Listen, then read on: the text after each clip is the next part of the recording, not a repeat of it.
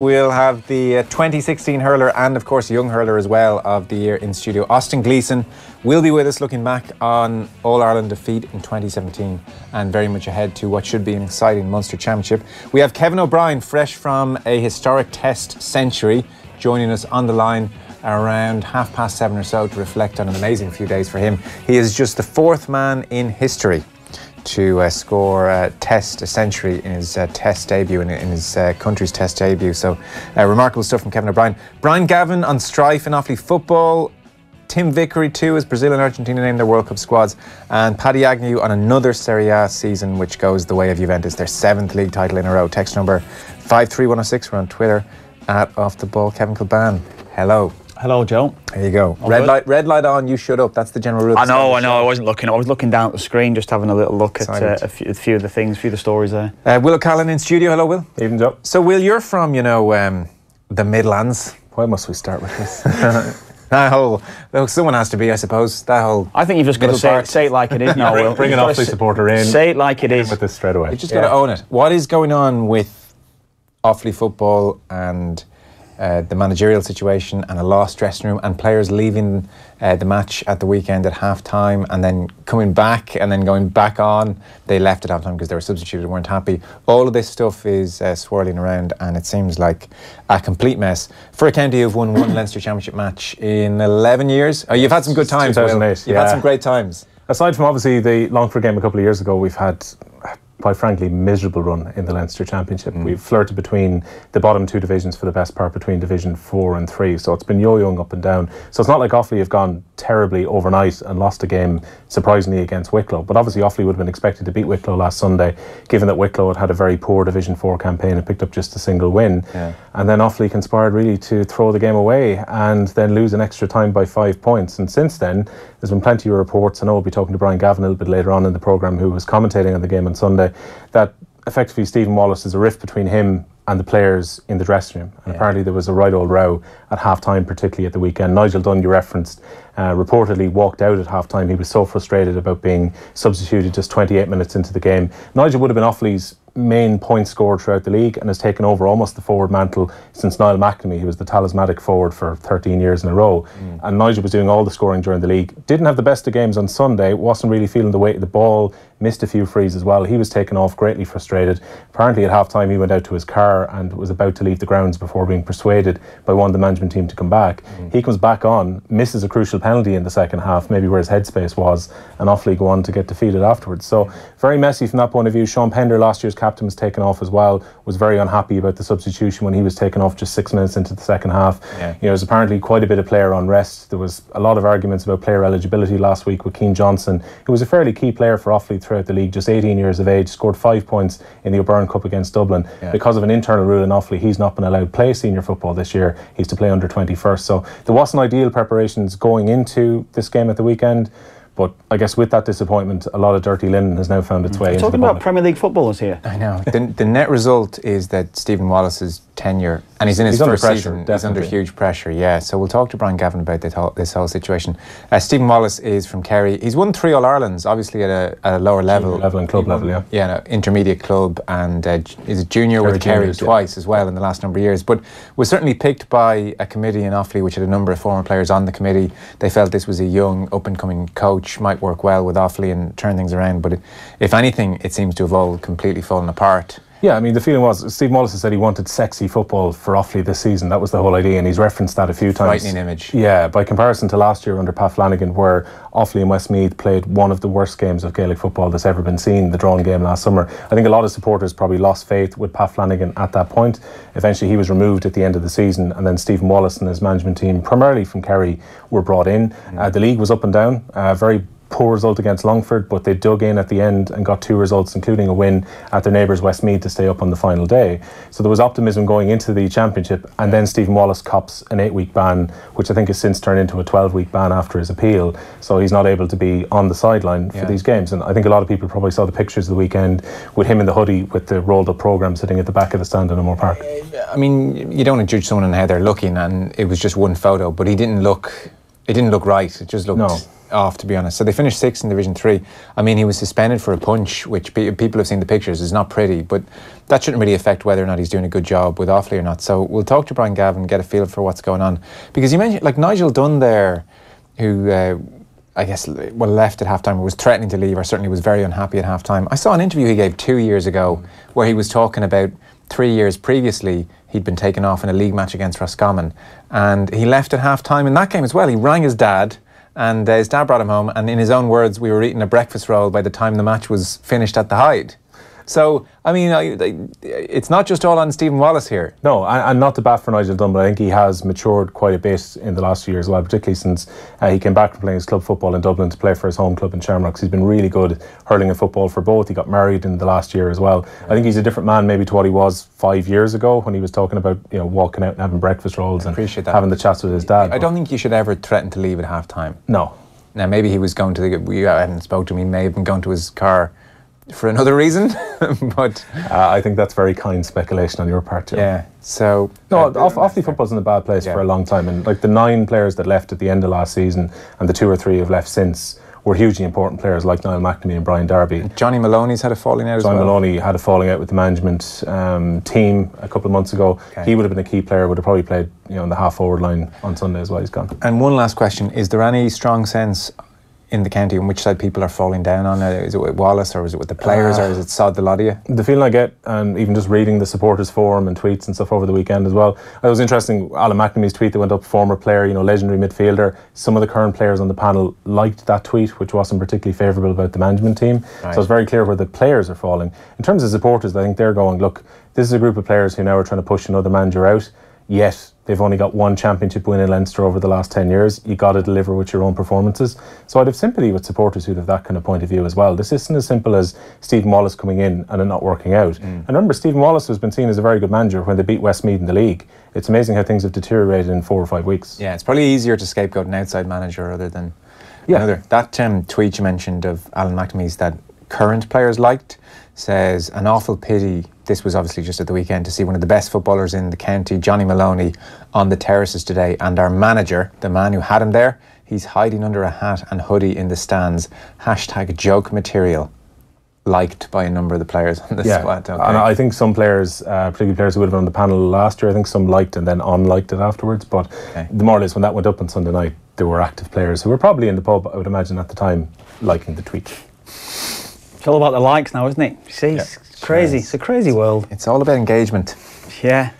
So we'll talk to Brian Gavin about that situation around 8:40. If you're wondering why Brian Gavin, by the way, it is former All-Ireland hurling referee Brian Gavin, who also now commentates for Midlands on the Football. Yeah, he's Midlands 103's Offaly Football commentator for the last year or so. Right. He was planning for life beyond retirement and took up the microphone. Okay, so we'll get his sense of things. Certainly he went on Midlands yesterday and revealed some of the detail here.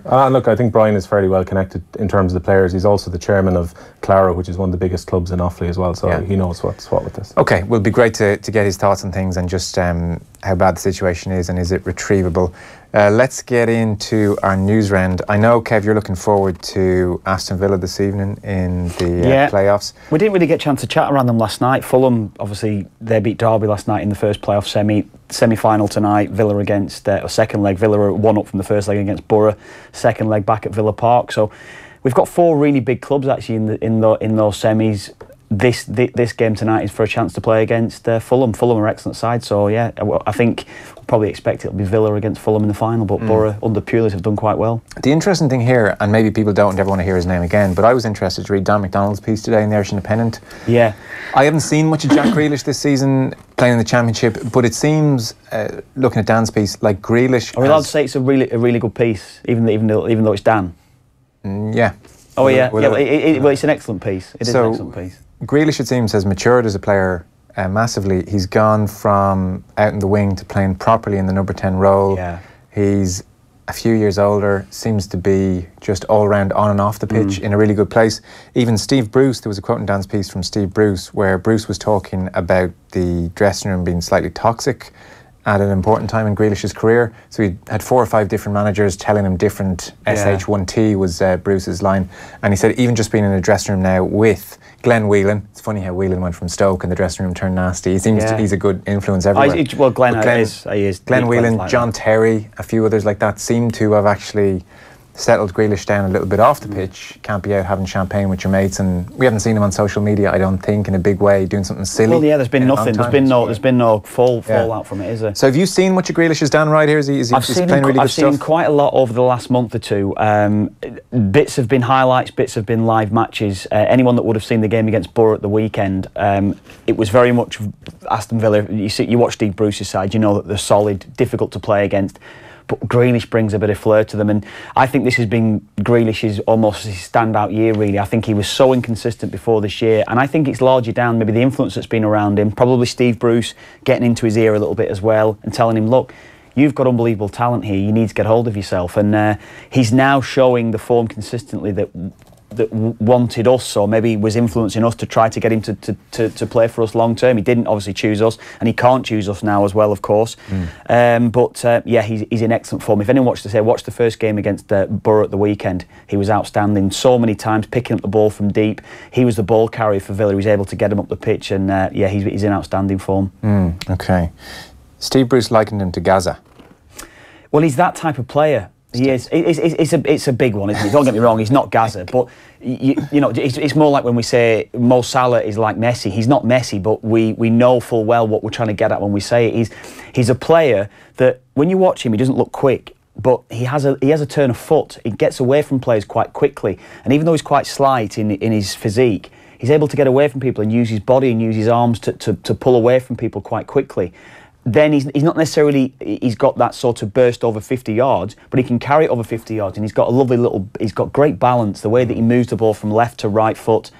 He's able to manipulate it excellently, and he's able to pick out passes now when he's getting into key areas, and that's been the thing with him that was questioned of him, his consistency and able to maybe make that pass after these runs. But he's in excellent form, Joe, He's probably got Dele Alli ahead of him. England long term is the only thing. Yeah, I mean, should have stuck with us. Are you going to get into the England side there at the moment like that? No, I think I certainly felt it at the time. Personally, you know, I feel on it as well. He chose England. That's it. As far as I was concerned, I've got no issues with that. I don't need him to. I didn't need him to then be coming back saying, "Look, I want to come and play for Ireland." That's it. No worries at all. That's your choice. You're not Irish. Thank you very much. On you go. But he's certainly a player that would probably have at least 20 caps for us now. Speaking of a toxic atmosphere in Offaly Football, it seems there's a toxic atmosphere in Marconi House. Text in from Stephen in Dublin. Do Ivan Yates and Kevin Kilbane despise each other as much as it seems? Barely conceal contempt between them. Were you on with Ivan again this evening? Yeah, I was, What are you talking about? Well, no, Ivan's very elitist, isn't he? He looks down his nose when I walk into studio because he sees me as maybe the scum on his shoe, I suppose, really. So I've just got to try and tell him exactly what's what, I suppose, really. Is that right, yeah? And is it barely concealed? Oh, no, I've got a lot of respect for him. I've got a lot of respect for him as a politician, not necessarily as a knowledgeable broadcaster. I think that's what it is, yeah. That got a big laugh outside. They're laughing at the respect for his politician part. So, why does that... Oh, yeah. Paddy Agnew to profile Juventus doing 7 in a row. Did I miss the show focusing on Celtic 7 in a row? Or does OTB continue to look down their nose at Celtic and their accomplishments, says Kondo in... well, you know I don't. I mean, well, one or two maybe do, but Kondo, no, you hang in there. And on a really quiet Tuesday or Wednesday night, pre-World Cup, when we literally have nothing to do... come on, Joe. Literally nothing else, we might do that. Joe, come on. I'm only joking with him. Come on. So let's start the newsroom. We're here with Air, the home of Air Sport, get amazing live sporting content free with Air Broadband, and you are starting with unusual news from the rugby, Will. Yeah, it broke a little bit over an hour ago, Joe. Ireland will face Russia now at next year's Rugby World Cup after Romania were docked points for using ineligible players in qualifying. They've been punished along with Spain and Belgium. You might remember back in March of this year, there was an investigation launched into Belgium's controversial win over Spain.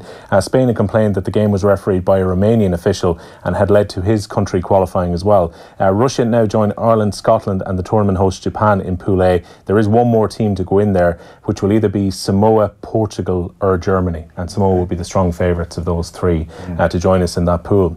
Connacht have been doing some signing today as well. They made their first signing post Kieran Keane. Very unusual name, but a 22-year-old Irish qualified lock coming in, Joe Maximu from the Leicester Tigers. The 22-year-old who came through the academy at Leicester as well, was part of the England underage system and toured with them to South Africa under 18 level in 2014, but he can still play for Ireland through his grandfather, so potentially. So Kevin O'Brien is coming up in around 15 minutes time after his century yesterday. It wasn't the best of days for him today. He was out in his first ball, but on the whole, Ireland will look back in a very credible first performance in the Test arena. Yeah, I think so. I mean, the one disappointment would be that, as you say, Kevin O'Brien gets out with the first ball today. If Ireland had batted on maybe for another hour or two into the afternoon, got 200 ahead of Pakistan, then you've got a very interesting chase over maybe 3 or 4 hours. Unfortunately, they left a little bit too much work to do. Pakistan won in the end by 5 wickets. They were set a victory target of 160 in Malahide this afternoon. At one point, though, it did look interesting around noon when Ireland had reduced Pakistan to 14 for 3, and you thought maybe wickets fall, maybe rain comes in the afternoon, but the rain held off till about 4 o'clock, and unfortunately, from an Irish perspective at least, the tourists had 5 wickets to spare, but a very credible performance, particularly Kevin O'Brien's knock of 100 yesterday as well. Captain Will Porterfield, speaking after the match today, felt they needed to bat for just a little bit longer. Yeah, it would have made it for a very interesting game if it had gotten up close to the 200 mark with the lead, but look, it's just full credit for how the boys went about it. Not only this innings but the first innings as well. It was fantastic effort, and to keep going right to the end there.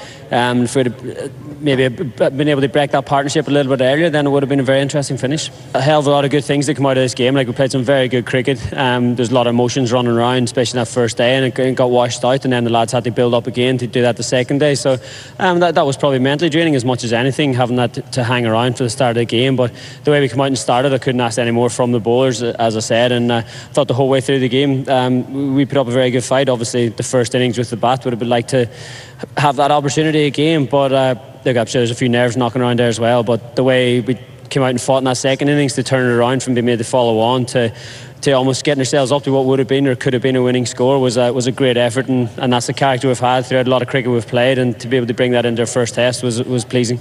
So Kevin O'Brien with his first slot on the show in about 10-15 minutes time. After that, by the way, if you're just tuning in, Austin Gleeson will be with us looking ahead to the 2018 Championship. Now, very sudden, sad news coming through today. Yeah, former Aston Villa and Bolton defender Joylide Samuel even died in a car crash today. The Trinidad and Tobago international was just 37.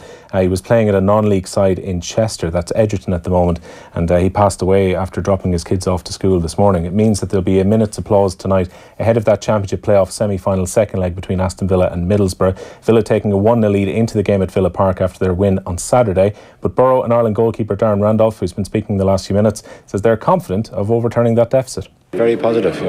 We took a lot from the first leg. I guess something we worked on was set pieces, and it would prove to be our undoing in the first leg. But again, it's only half time. Then we got this game here to go tonight to get back into it. Do you think it'll be tight? Do you think you might need to keep a clean sheet tonight to give you a chance? I think it'll be a tight game. Yeah. Obviously with them having the lead, it'll be interesting to see how they play, and at some point, we will need to score a goal, 2 goals, but I think it'll be very cagey. Did you come across Joylide Samuel? Played against him. Played against him. Didn't really know him, no, but that's just awful news today. Okay, 37. Yeah. Dropping the kids at school as well, coming back. It's just awful news. No lads that would have known him, particularly when he was at Bolton as well. Good lad, essentially. Yeah, good lad. But that's just shocking news. Yeah. Yeah, terrible stuff. There's football at home tonight as well, Will? Yeah, there is. Richmond Park, the venue for the game between St Pat's and Sligo Rovers in the SSE Electricity League Premier Division. Pat's been in good form. They're trying to win their 3rd game in a row, and if they were to win, they'd go level on points with 4th place Derry City. Sam Allardyce, meanwhile, he says he'll have to hold talks about his future as Everton manager later this week. It could be as early as tomorrow. The former England boss took over the team when they were battling relegation earlier this season, took them to an 8th place finish in the Premier League, but the fans haven't been overly happy with some of the football that's been served up. The Toffees are said to be ready to appoint former Watford and Hull City manager Marco Silva as his replacement. They weren't able to get him earlier this year and were quoted a lot of money to try and get him. And former Everton striker Kevin Campbell has said that Big Sam was never able to win over the fans. The fans don't really take to him. They haven't taken to him yet. I don't think they ever will. And I think there's going to be a change in the summer because Everton are a year behind in their game plan. They really need to get somebody in there, get the plan in place and get that recruitment drive going. It might take some drastic measures to rip things up, but if that's what has to happen, that has to happen. We've tried to get Kev Campbell on a couple of times actually over the last 6 months. He keeps on pieing me off anyway, but no, but Kev's been quite outspoken. Does he even write back? Oh, he like, does, are the text messages just... No, I've rang him and I've got a couple of texts. You continually saying, Kev, give us a shout. He's a great lad. He's a great fella, Kev, actually. Great fella, yeah. Really, really good fella, yeah. In what way? What type of guy is he? Oh, the liveliest fella you'll ever see in your life, honestly. Campbell? Yeah, great. Oh, a little bit mad, a little bit crazy, but good crack. Yeah, great crack. But a good player. Very, very good player for us at Everton. But yeah, he's been quite outspoken, Kev. He's not held back from what he's been saying. He's been quite consistent in his outlook, I suppose, as well. So this one's been on the cards for a while. And the way that I'd maybe look at it now, if Everton wanted Marco Silva, clearly, Watford wanted 15 million for him. The suggestion is that Sam Allardyce has been paid 100 grand a week, 5 million a year. He will get a payoff to leave. He's on a staying up bonus as well.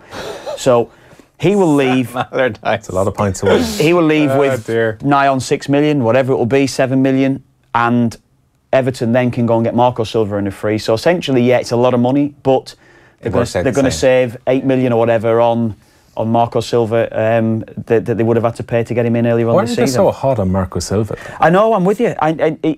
He started off really well at Hull, got a good start for them, but ultimately wasn't able to keep them up. He did well, of course, at Watford, getting them turned around at the start of the season, but it went wrong for him, particularly around that link with Everton. He clearly wanted to go to Everton early on this season. He clearly saw that as a big club where he could go and progress. And they want him. They've obviously set the start that he is the man that they've wanted for such a long time. They're going to stick with that. And why do you think Kevin Campbell ignores you now? I don't know. I've not asked him that question. Well, he wouldn't answer. I'll ask him. Text from Mike. Kevin, Ivan has a very sharp brain. He was a very good minister and is a top-class broadcaster, says Mike. I don't doubt that. Surely, come on, you must know that I was. Mike's number is suspiciously similar to Ivan Yates's, is the word from outside. Yeah, of course I was joking. A lot of respect for Ivan.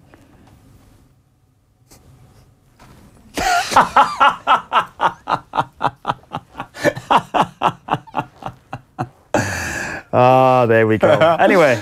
That was unfair of me and Will. We left that hanging. Yeah. That was cruel. Yeah. That was not generous broadcasting there.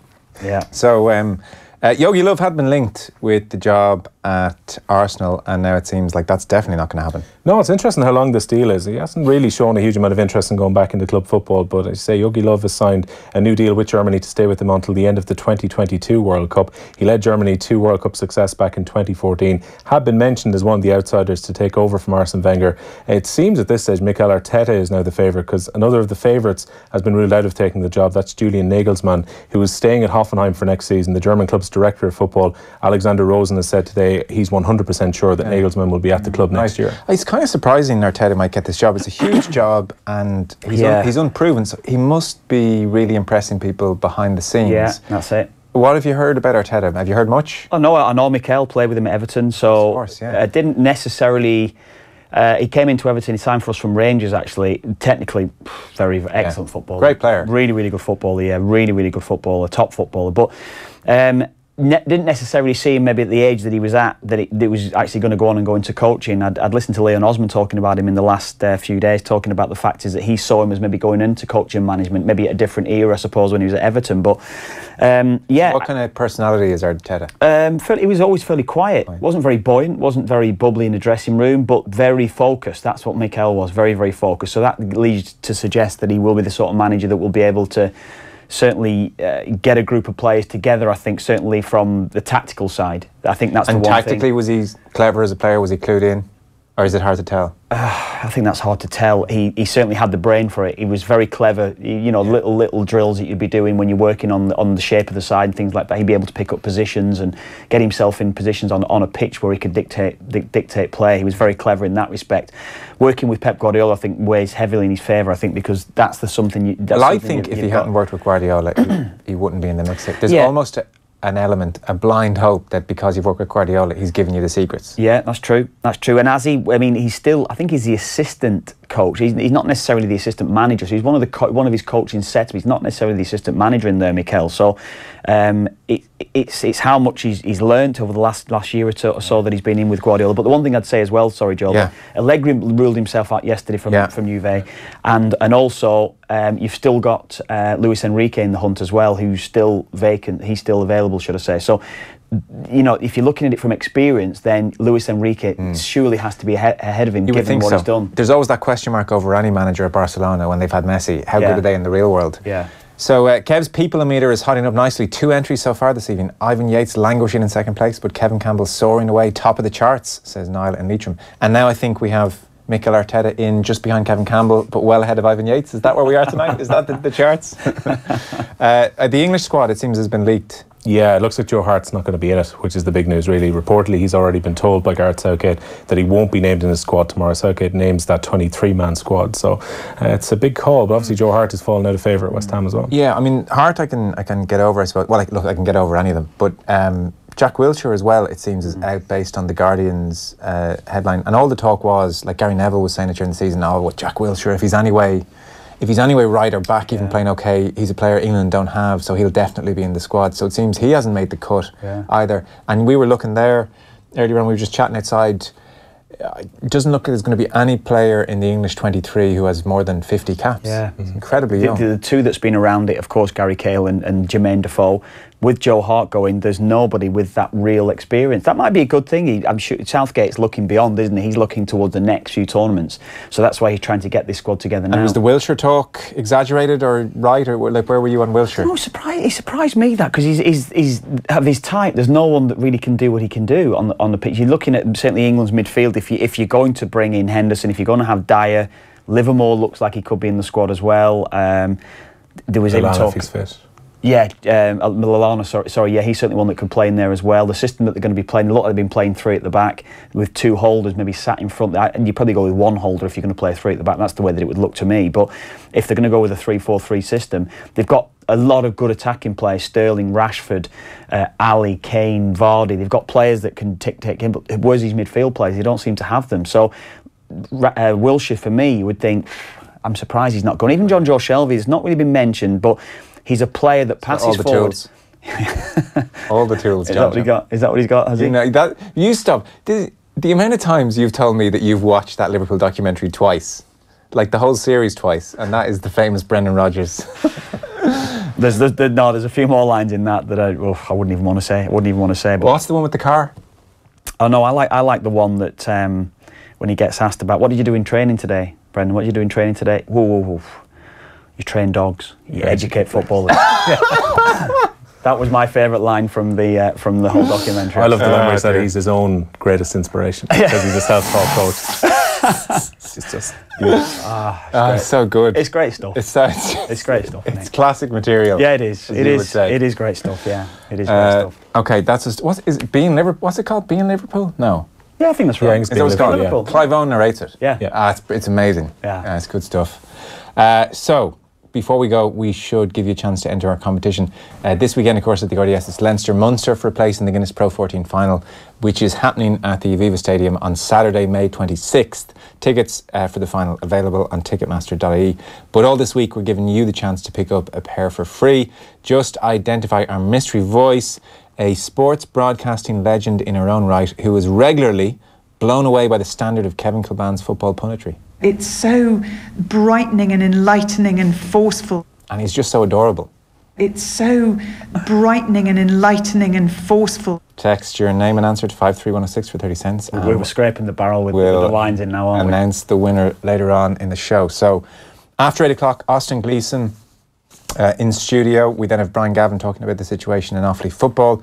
We'll have Tim Vickery and Paddy Agnew on the football show. And up next, Kevin O'Brien after a test century for Ireland in Malahide. Off the Ball on Newstalk. In association with Air. Watch every UEFA Champions League and Europa League game on the Air Sport Pack. The Hard Shoulder on Wednesday is coming to you live from Ballybrit Racecourse, where John Paul II spoke to the youth mass nearly 4 decades ago, the changing face of Ireland. We will discuss that with a special panel, and we have a keynote debate on the 8th Amendment. If you want to be there, go to newstalk.com/events. The Hard Shoulder with Ivan Yates. With Nissan. Wednesday, 4 till 7 p.m. Talk to you then.